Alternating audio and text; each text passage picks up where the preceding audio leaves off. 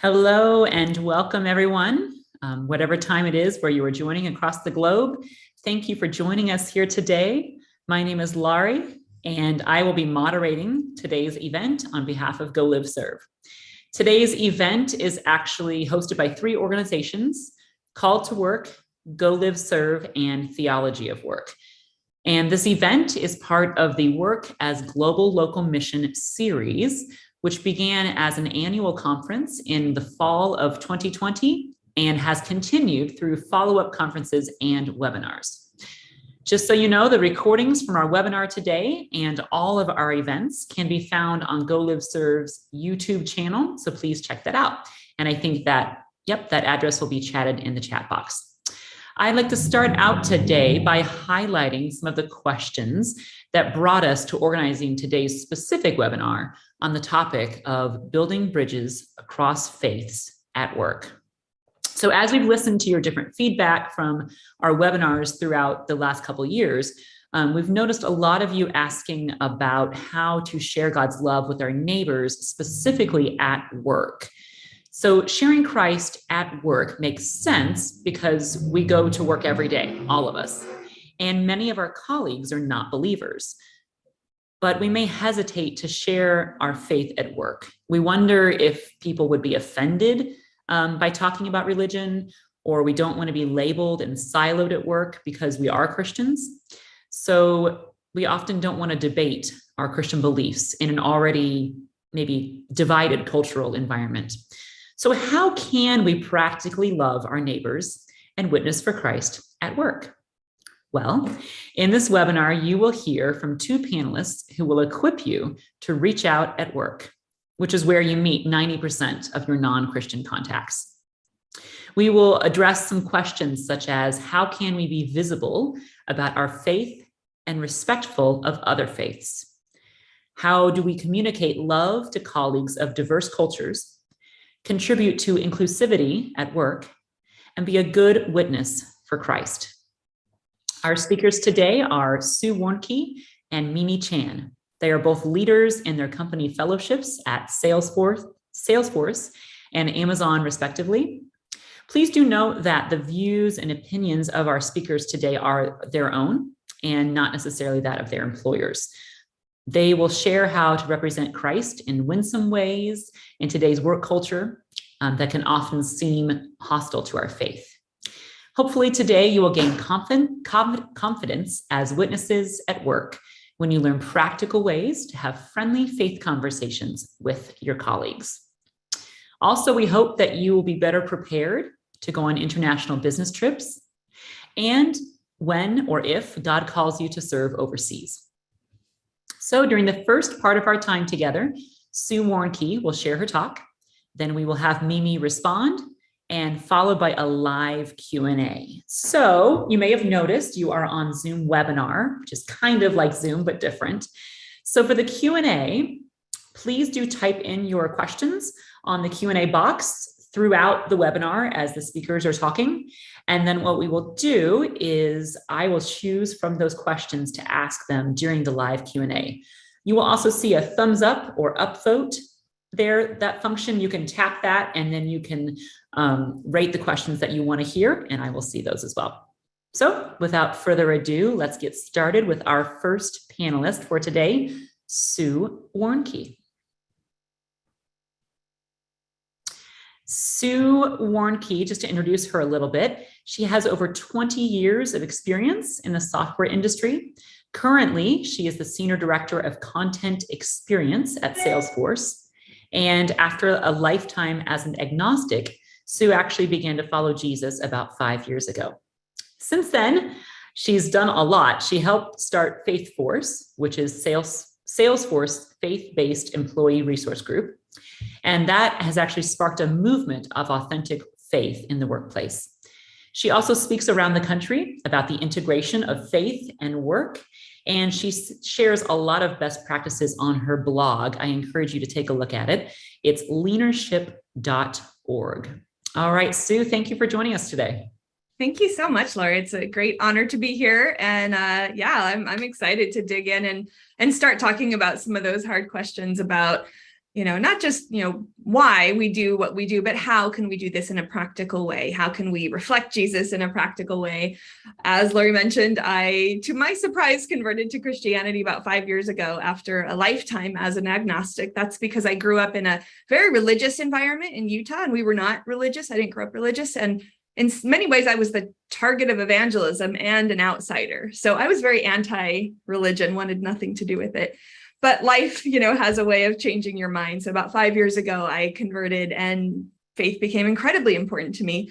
And here I was in this enormous organization wondering, one, how do I live this new faith when nobody knew me as that? And then how do I live it out as well in this real world environment? So I've started to gather lots of different tips and share those out. So this is one of those. And this is, I've talked before about how to have respectful faith conversations. And there's kind of multiple steps to that. And that's on my blog and even in past recordings for this organization. So you can look that up for details. But what we're going to talk about today is a little bit more, how do you reach specifically across multiple faith lines? So we know that the great commandment is to love God and love your neighbor. And we want to do that. And we spend a lot of time doing that. Loving God is pretty easy once you get to know God. And loving your neighbor, it depends who you're around. Many times we're around other Christians. And so the commandment becomes love God and love other Christians, which of course is not the actual commandment. So, we really want to live that out. How do we love God and love our neighbors when so many are of different beliefs? We want to do that sensitively and inclusively.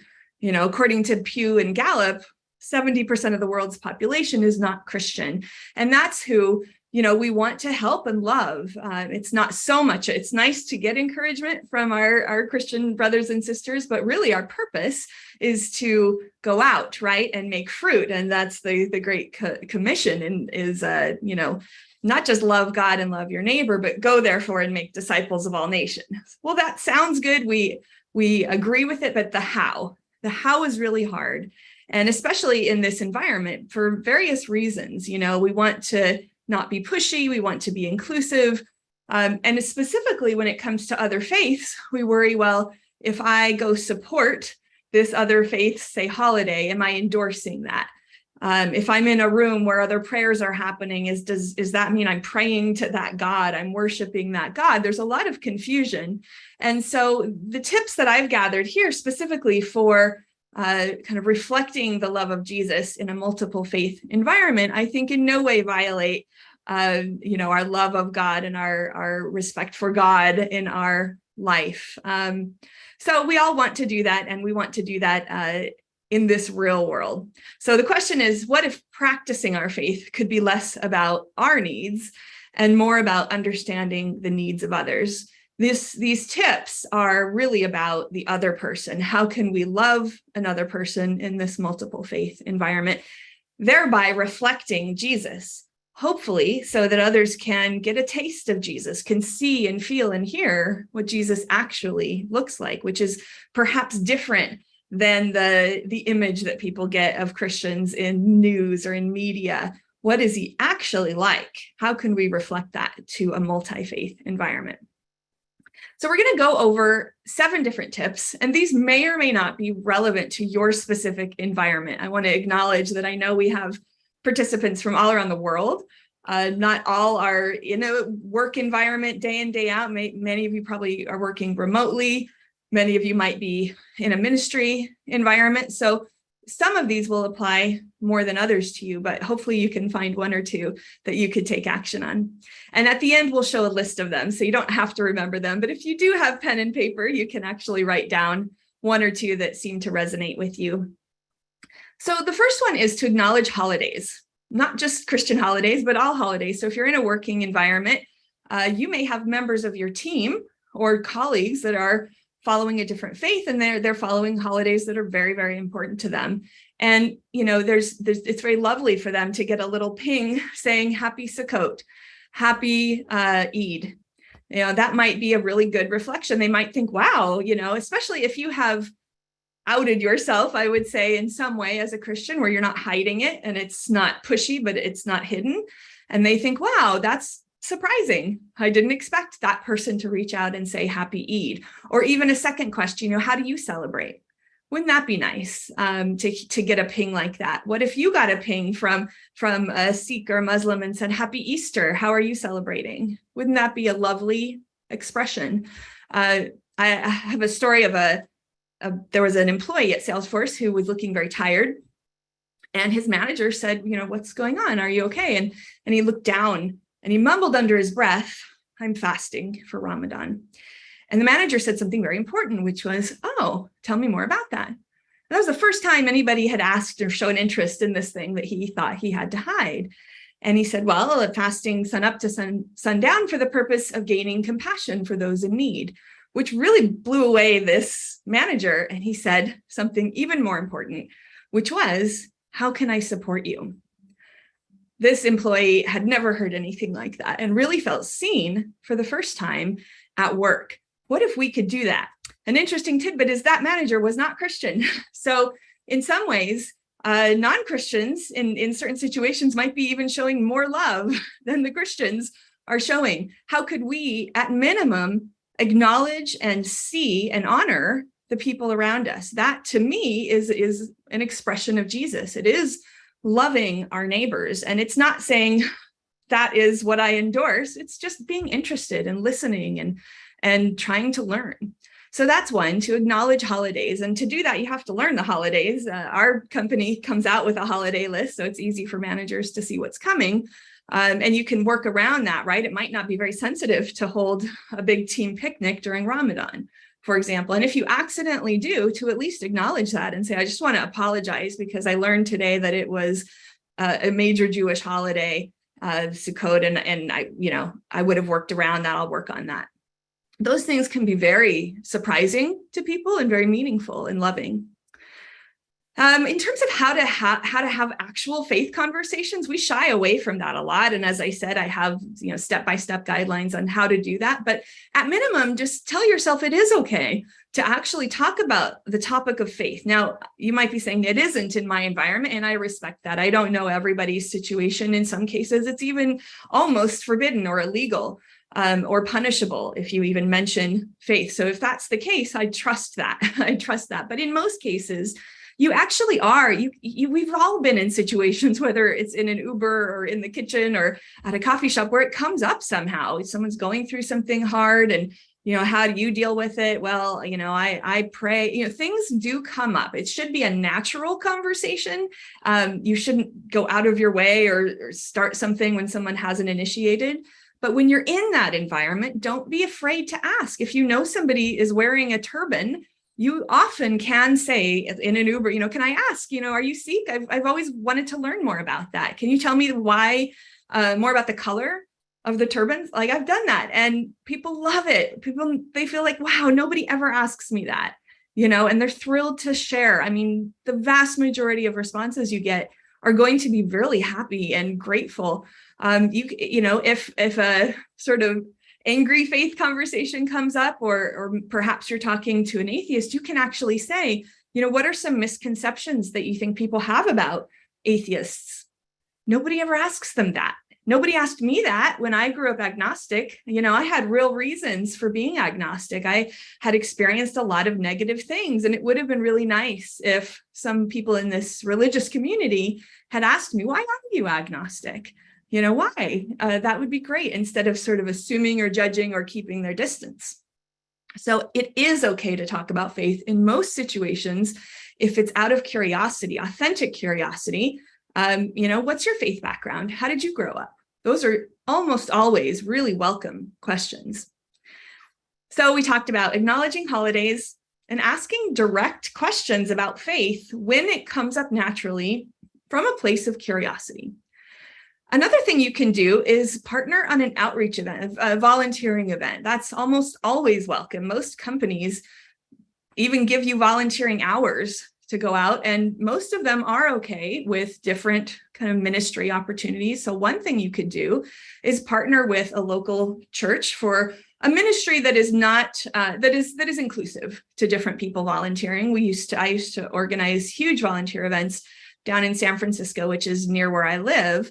that needs a lot of help and outreach. And there's a lot of people experiencing homelessness. And, we would go serve meals to people all over in these single residency units in real hardship. And I would have hundreds of volunteers from all different faith backgrounds, and they would get to witness, in my view, what Jesus looked, acted, and sounded like firsthand, the love of Jesus helping people. And I remember I was walking the person in my little subgroup. One man was a Hindu, and he was just really blown away by this volunteer activity. And he said, "Why did you organize this?" And I said, "Well, I, became a Christian, and I just really want to live out, what Jesus was like." And he was fascinated. And then he asked me, "Well, I saw you praying. How did you do that? Can you teach me how to pray?" So you can imagine it was this just enlightening, amazing, out of the blue conversation that wouldn't have happened if he hadn't seen Jesus, if he hadn't seen what Christianity really is like and looks like and sounds like, not maybe what the media portrays it as. So create those opportunities if you can. If there is an opportunity to do a volunteering event, that's a great way to do it. Another one is, so we've talked about acknowledging holidays, being courageous to ask direct questions about faith, partnering on a volunteer event. And maybe there's an opportunity at your work to have panels where different people can share their stories. We have that because of Faith Force, but even if we didn't, we would have equality events, diversity and equality events, and more companies are opening up to the idea of acknowledging the importance of faith, especially when it's not just Christians. If they're talking about, there's a lot of misconceptions about Sikhism, about Islam, about, and Christians and others, and atheism, add atheism in there because they do experience misconceptions. They do want to talk about that more and more. If you approach it sensitively and inclusively, have a panel event where people can share their stories and listen and acknowledge that. We did one of those, and a sick man told a story about how he was at an airport and he got stopped because of his turban, and his 4-year-old daughter watched this. And it was the first time she associated something negative with something she had thought was very beautiful and positive, the turban.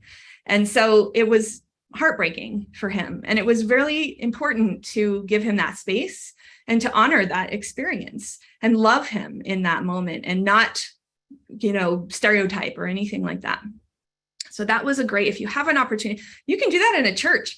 I wish churches did this more, is invited your neighboring mosque leaders. If you have, depends on where you're at. Here in the Bay Area, it's very diverse. We have mosques and synagogues. And wouldn't that be neat if your church hosted a panel event, to learn what is your experience as a Jewish community in this environment? How are you doing? I mean, wouldn't that be great?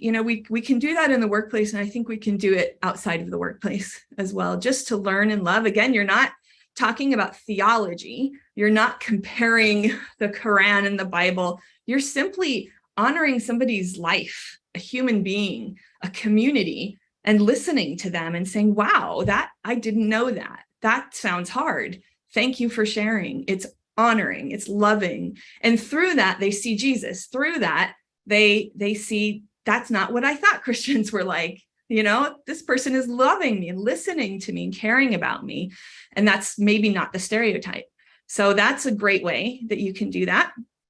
So invite people to share their stories. Another one is, world tragedies happen all the time, attacks on specific groups of faith. And imagine that your colleague is one of those members of that environment, that group. So we know about lots of different attacks. So in 2019, there was the Easter massacre in Sri Lanka, where 269 Christians mostly died. That same year, there was the attack in Christchurch, New Zealand, where 51 Muslims died. And in 2018, in Pittsburgh, the Tree of Life synagogue was attacked and 11 died. So imagine after Christchurch, you're a Muslim employee and you come into work and you've just seen this atrocious situation on the news, and your work says nothing and your colleagues say nothing. And this is devastating to you. How would you feel? We ended up in my company hosting a vigil. We started with after the Pittsburgh attack in Pittsburgh in the Tree of Life synagogue. And we had a vigil, and, we had a religious leader come, and we lit candles for the victims, and we learned about Jewish mourning ceremonies, and it was very beautiful, and it wasn't political, and it wasn't divisive. It was really honoring. And after that, we started doing the same after other attacks. So we had a really incredible vigil after the Christchurch attacks, and the entire Muslim community came out. We had viewing parties all over the world. We had an imam come in and talk about mourning rituals, and tears, you can imagine, everywhere.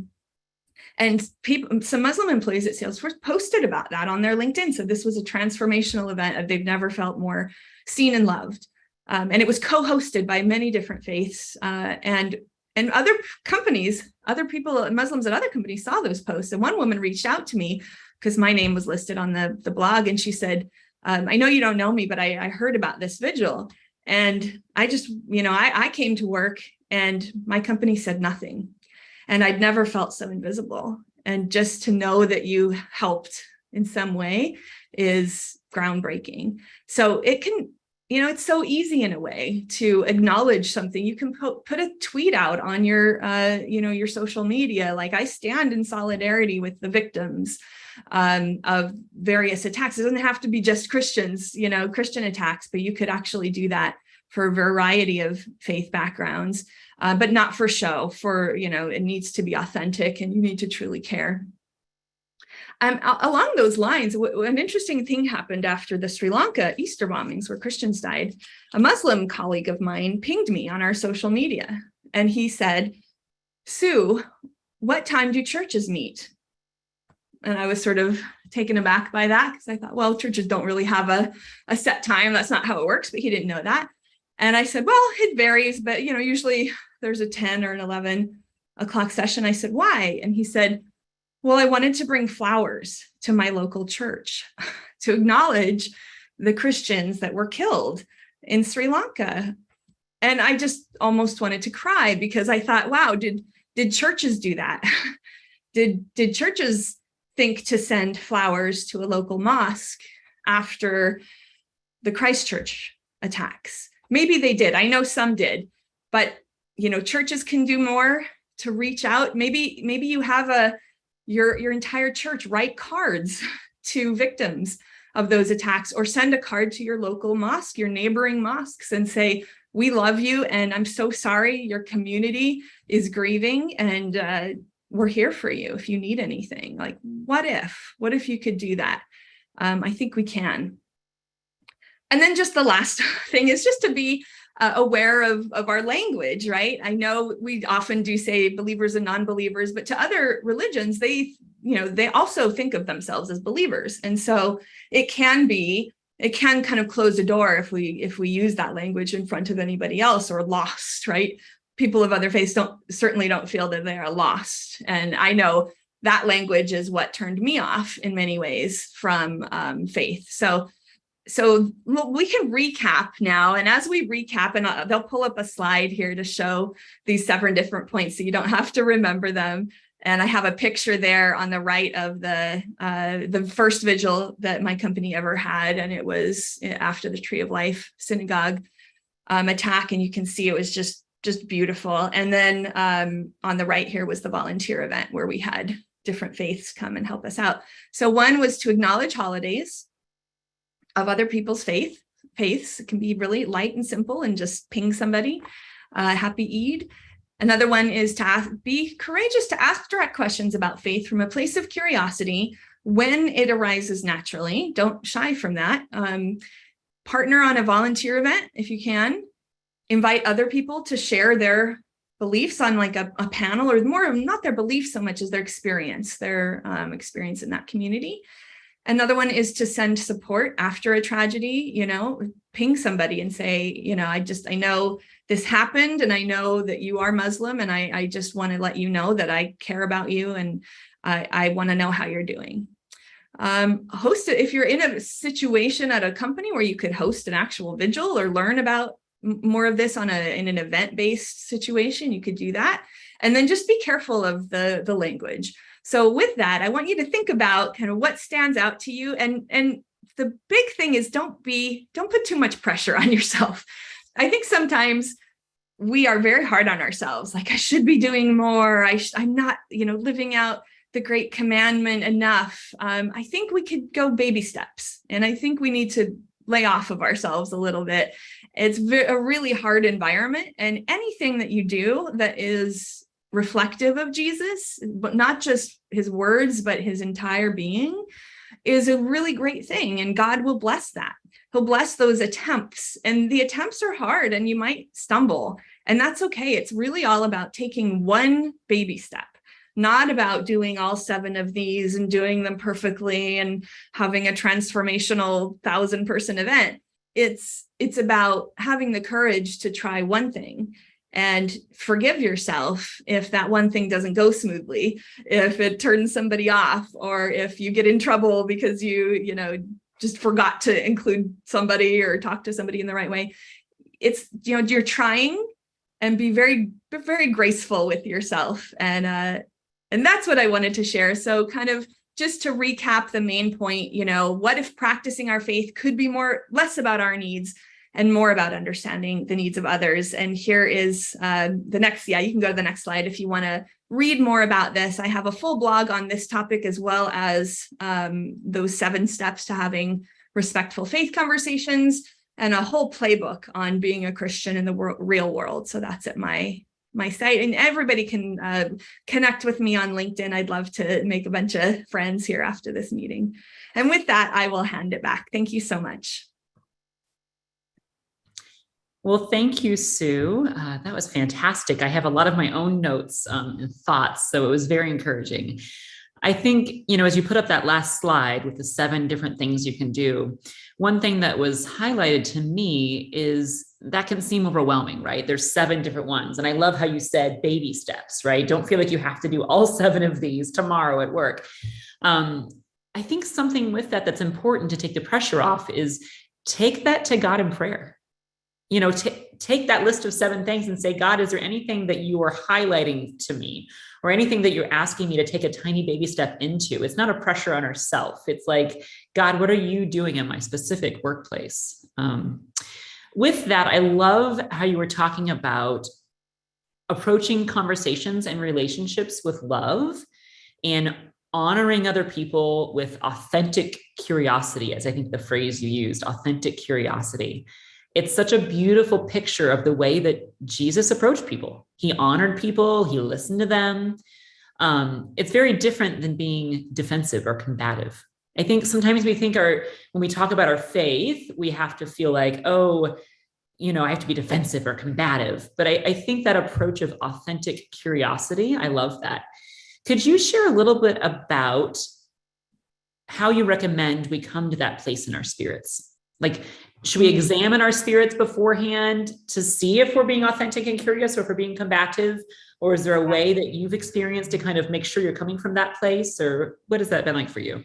Oh, that's such a good question, right? Because before we can move into execution of any of these, we have to get our mindset correct, right? I think because I was almost the recipient of some of the negative ways that faith plays out, I already had that mindset of, I don't want to be like that. How can I be a Christian and not be like some of the examples that pushed me away? And so that has been a dominating force for me. I think examine the results, the fruit. Examine the fruit of what your past attempts have resulted in. If you sense people are kind of pulling back as you attempt to live out your faith, it may not be the right strategy.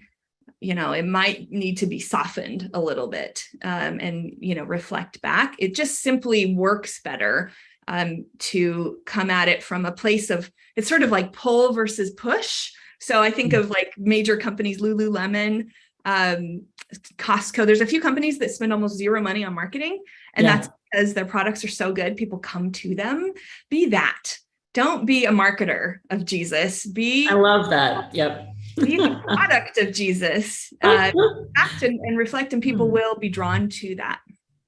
I love that. Be the Trader Joe's of Jesus. Yes. I love that. That's great. That's fantastic. Well, thank you, Sue. We will come back to you in a little bit with the Q&A. Remember that you can type in Q&A to the box there on your screen, and we'll come back to those after Mimi's talk in a moment. All right, with that, let's move on, and we're going to welcome Mimi Chan. So Mimi found her passion creating award-winning marketing programs at Fortune 500 companies for the last 20 years. She studied at Stanford University and currently heads seasonal events at Amazon Books. She co-founded Christians at Amazon in 2019. And since then, it's grown from a 10-person weekly prayer meeting to a community of over 1,000 employees and 12 chapters. So she has a lot of good stories for us today. She is on the advisory board of Faith and Work Movement, which is a nonprofit organization that helps a worldwide network of individuals, fellowships, and employee resource groups to positively impact the companies they work for. She volunteers her time to help organize events and train with Pray for Tech and Love at Work. So welcome, Mimi Chan. Thanks so much for the warm welcome, Lori. It's really fun to talk about these topics for me and to hear some of the advice that Sue has. Like myself, just writing them down, thinking, okay, I need to use that.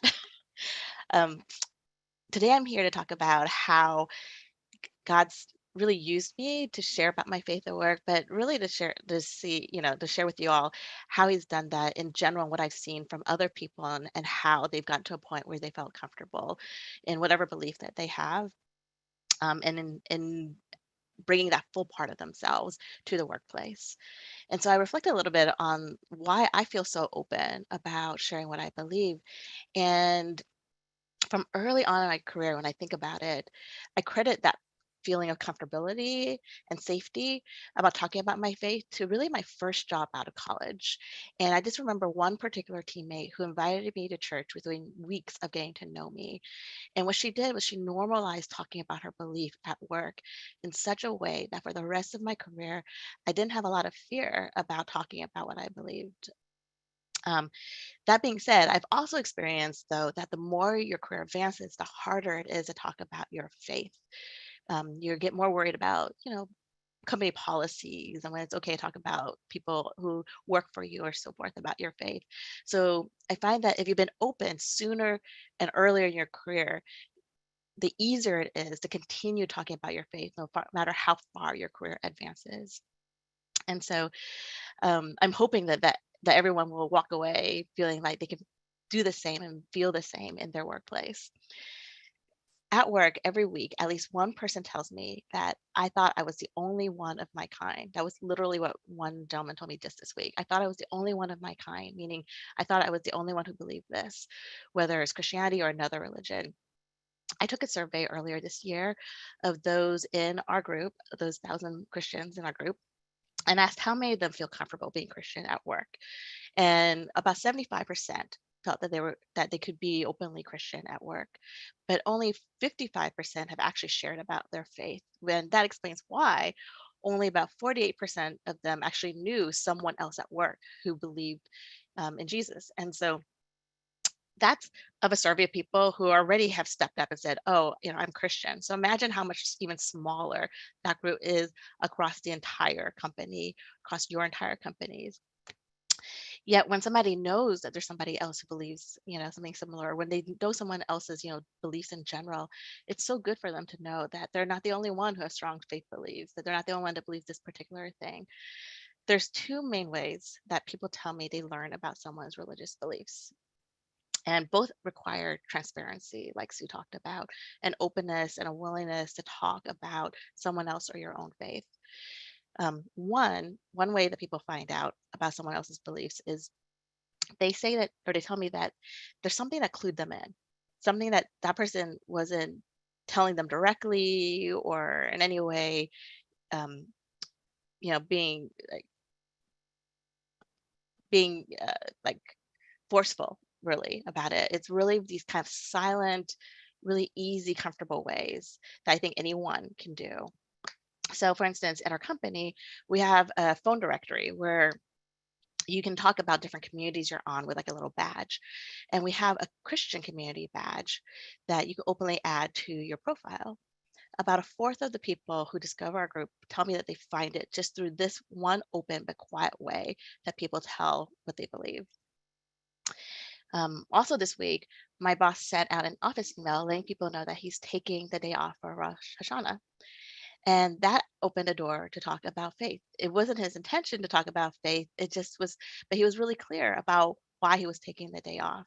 So these really, again, like open ways that you can be transparent without being pushy has been some of the easiest and best ways for people to find about faith and to feel comfortable talking about it. You're basically creating a safe space and signaling to people that you're open to talking, right? Which brings me really the most effective way that when I ask people, like, how did you become a Christian? Or how did you find out about our group? Or how do you know what that person believes? Whatever faith belief it is, the most effective way is still one-on-one. When I asked of our largest faith communities, our chapters, how they grew so large, it always came back to someone asked me to join, someone talked to me, someone took the time to get to know me. It's like that coworker that I first knew, that first job out of college. She was just open to talking. And again, the idea is that we want to create a safe space where people can share who they are and where you yourself could feel comfortable sharing. And it may mean that you take the first step of vulnerability about your life and also the vulnerability of being curious about someone else's life in the way that Sue described. Um, when you do that, what I found is that most people feel the same way, that they want to open up about those parts of their life, but they just didn't feel comfortable doing so. But when you create that psychological safety, then over time, I found that personally, many times now, I'm not the one to initiate the faith conversations, but because I've been so open about the fact that I am Christian, people actually come to me asking about my faith and why do I believe what I believe. And how is that possible, in such a secular workplace that you can be so open about your faith? And it leads to some really great and interesting conversations. It doesn't always mean that the other person wants to become a Christian, but it means that now there's more of an openness to learning like who Christians are and hopefully a more positive perceptions of Christians. And maybe sometime down the line, an openness to considering Christianity. Um, in terms of being a strong Christian at work, I know this is really hard.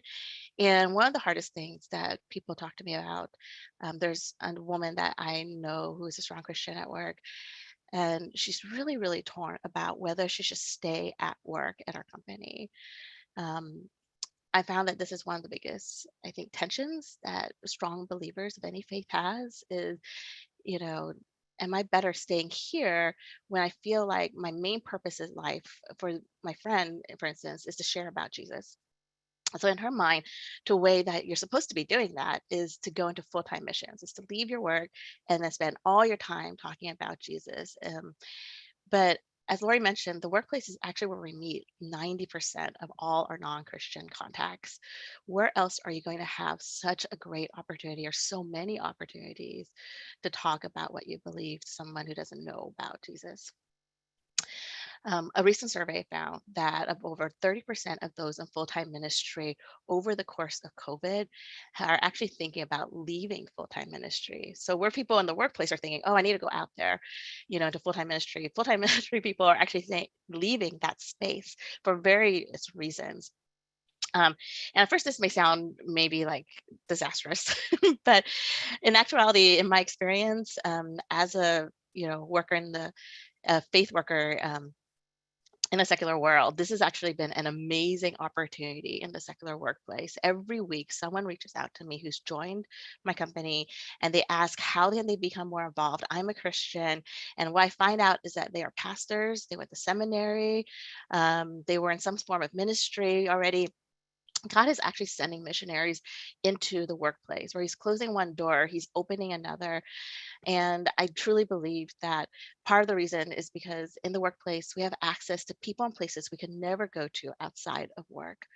There are countries that are closed to missionaries, but that really welcome foreign national workers. And they're not asking what you believe, and yet you bring your belief with you. Um, there's an example that Kelly shared about somebody who was trying so hard to hold an entrepreneurship seminar, and they couldn't get anyone to really join. They couldn't get interest from people in their Christian-based entrepreneurship seminar.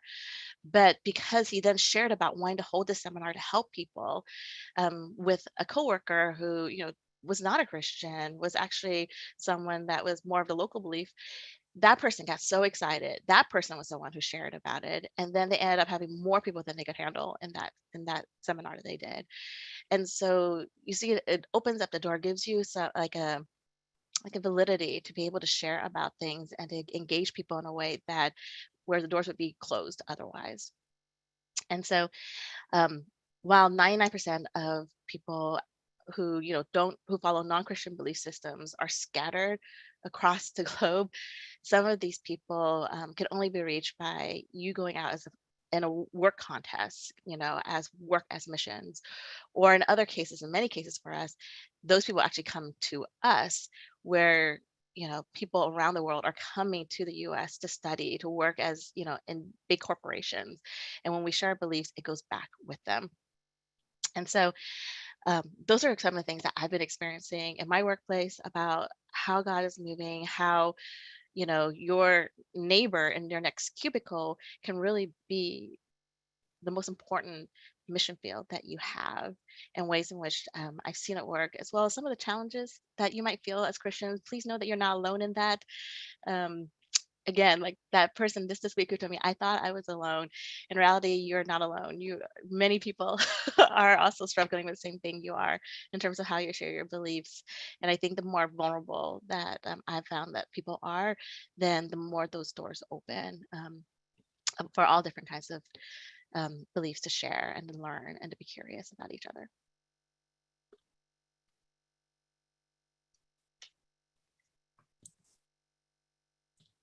Thank you very much, Mimi.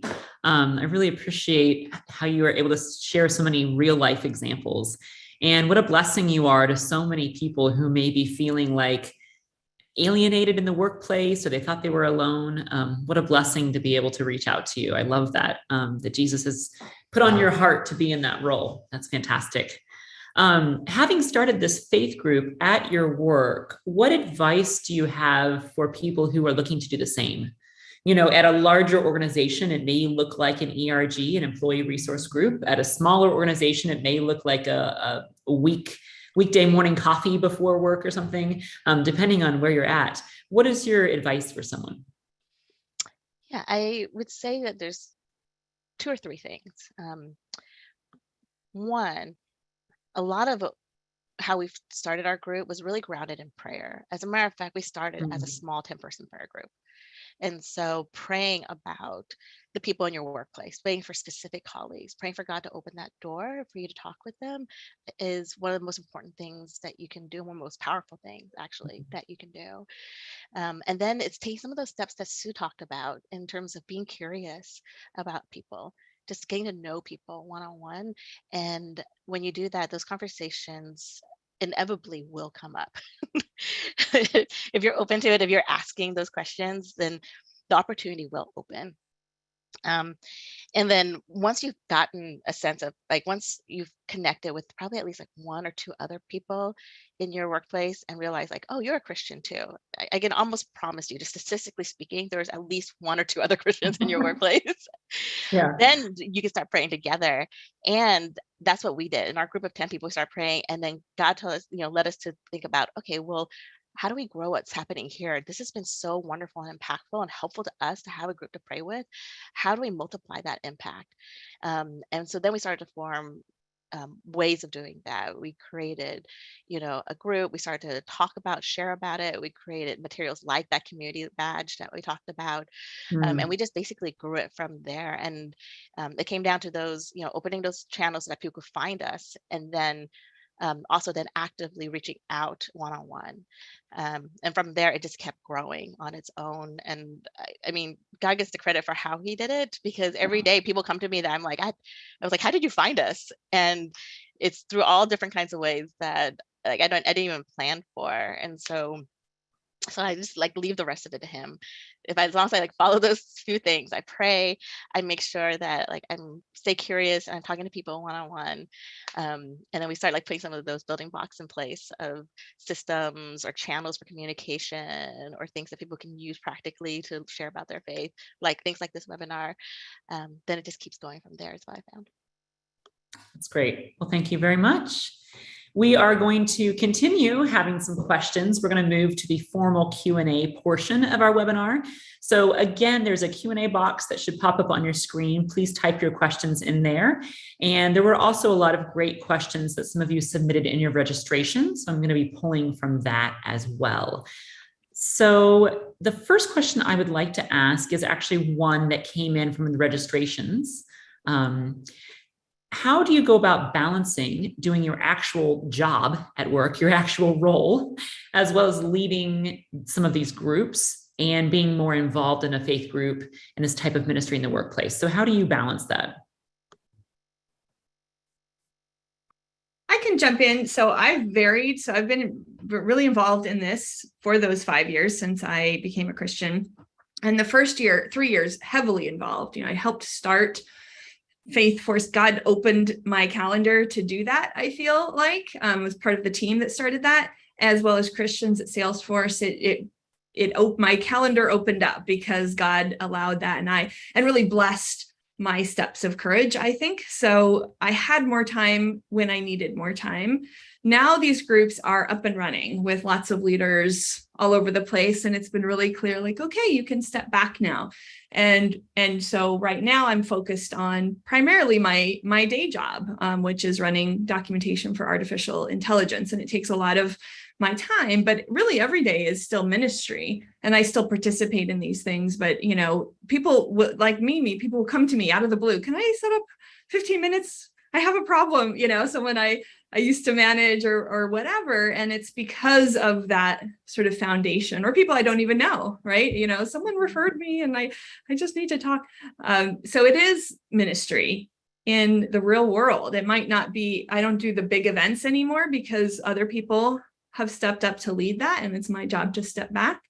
But we can do it every single day by giving our time, or even just complimenting somebody. I really feel like that is such a missed opportunity. You watched a presentation, somebody clearly, was a little nervous, but did it anyway, and ping them and say, wow, you did this specific thing really well. Nobody does that. Such an easy way to be Jesus every single day. Sounds like it's really about integration rather than like making it a separate project. I mean, it depends. For a time, it was a completely separate project, and I somehow had 20% of my time allocated, available right when I needed it. And I put, a little extra on the side, but I think God will work that out. Yeah, that's great. How about you, Emily?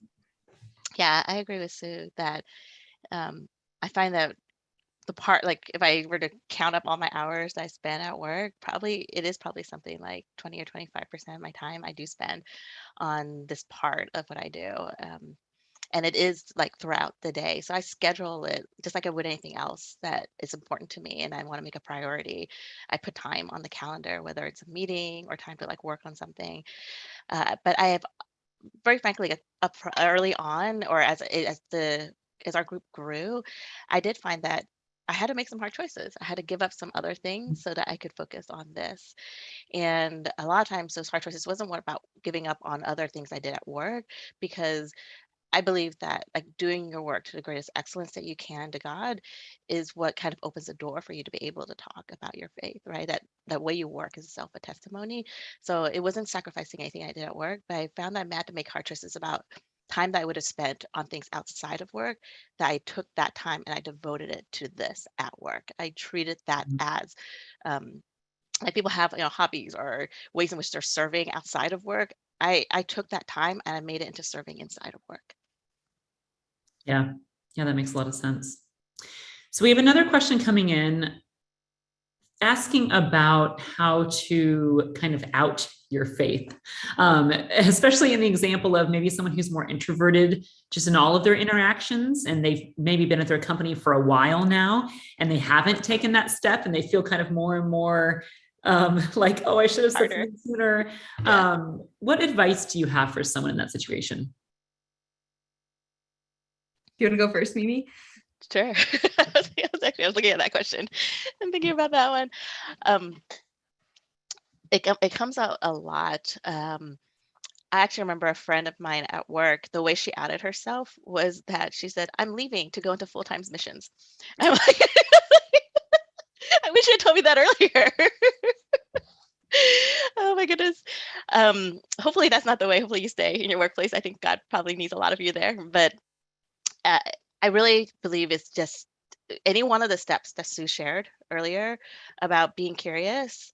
I don't think it actually even needs to be about you talking about your faith first. It can be you asking about someone else first. Mm. And I think that naturally, many times that person will then ask about you and what you believe in turn.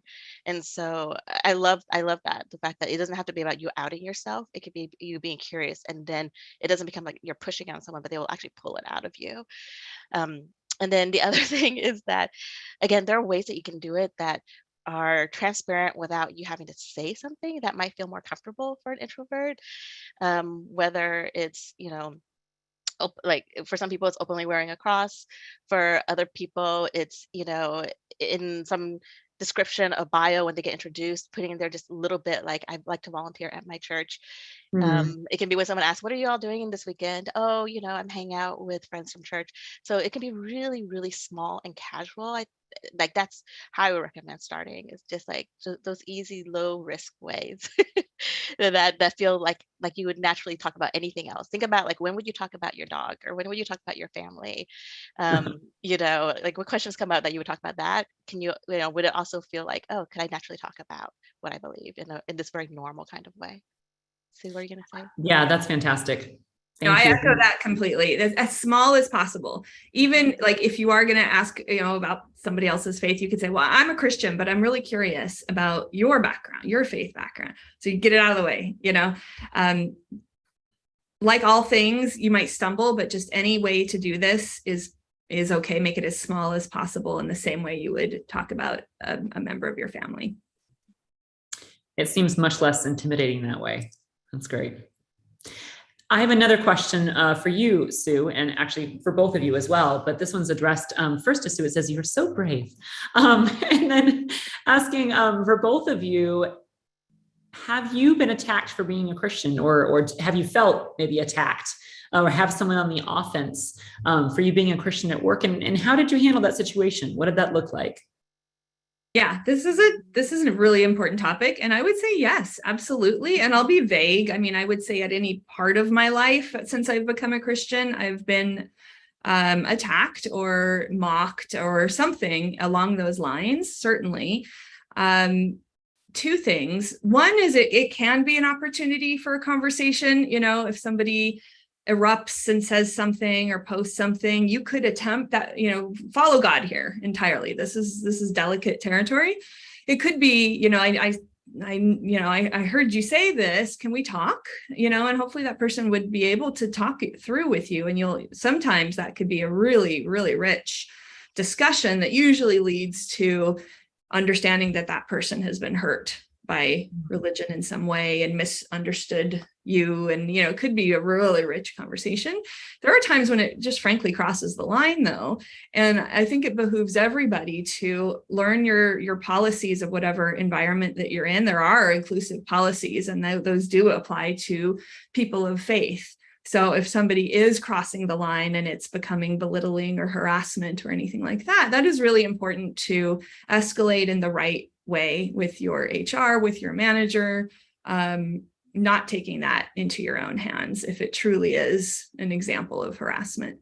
There are absolutely channels in every possible forum, usually for handling that, and it's more of a legalistic situation. So trust the resources available to you, but do learn, what are my rights?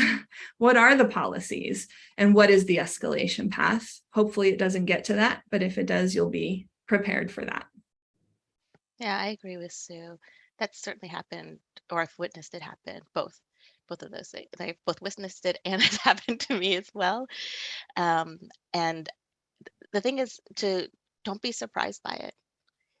I don't think, I think it's biblical that we shouldn't be surprised when that does happen. We should expect it. Jesus warned us that it would happen. I think how you respond to it, as you said, is really the important part. And so it's always a difficult conversation, but I always recommend having a conversation, having as if at all possible, if the other person is open to it, having a one-on-one conversation, trying to create a safe space where you are there to just basically to learn and understand, like, why did that person do this, what is it that they're thinking, what's the story that they're telling themselves. And I can think of one particular person where I had that difficult conversation. The attack was rather public.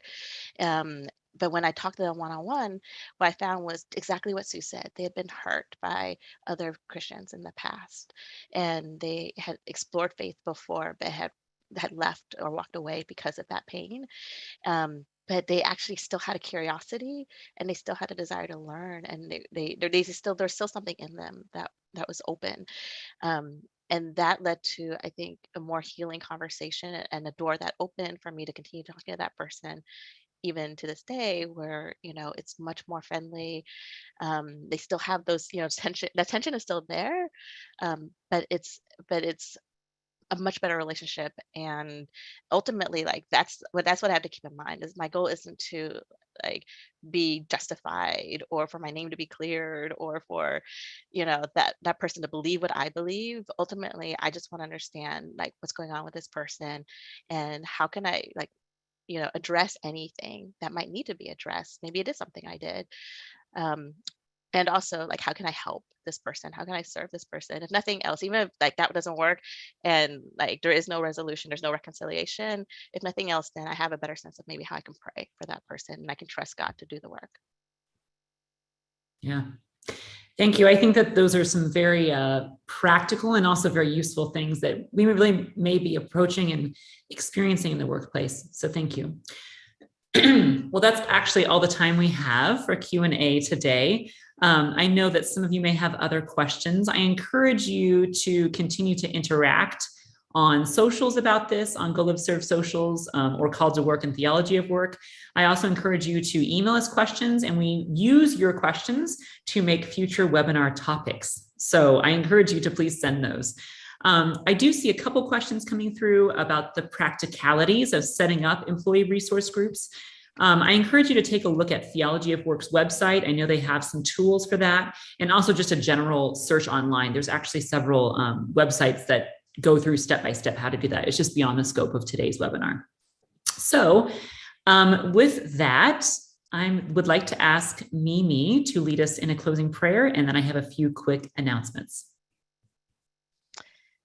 Dear Heavenly Father, we just thank you, Lord, for every person that you brought here, and the heart that you've put into them to reach others for you, for Jesus, to share about their faith openly, Lord. I just pray that you give them each just one opportunity this week to use one of the things that they learned today, in order to share about what they believe, Lord, that it will bring light into a secular workplace, Lord, that it will shine who you are, Lord, to people who believe and don't believe, God, that you will help make us more curious and open, Lord, that when we try to go and make disciples, that it not be about us, Lord, but that it be about you and about how we can love and serve on other people, God. Thank you so much for this opportunity to share what you've been doing, Lord, the revival that you're bringing to all of our different workplaces. And we just pray for more and more of your presence, for your Holy Spirit to fill the places where we work, to give us courage, Lord, and strength to work as unto you and to share about who you are, as we live our life as a testimony, as we talk about you in ways that are more and more open, and hopefully full of joy. It's in Jesus' name we pray. Amen. Amen. Well, thank you, Mimi, and thank you, Sue. Thank you to all of you for joining us as well. We do invite you to check out the resources you heard about today, including the websites that are listed up there on the screen. And we encourage you to check out the other recordings of the other webinars that you can find on Go Live Serve's YouTube channel. You can also stay updated about upcoming events and webinars by joining our newsletter mailing list. I think there should be a link to do that in the emails that you received. And we also tell you to stay tuned. We will be having more webinars in the future. So thank you again for joining us today, and blessings to you as you glorify God in your work. Have a wonderful day.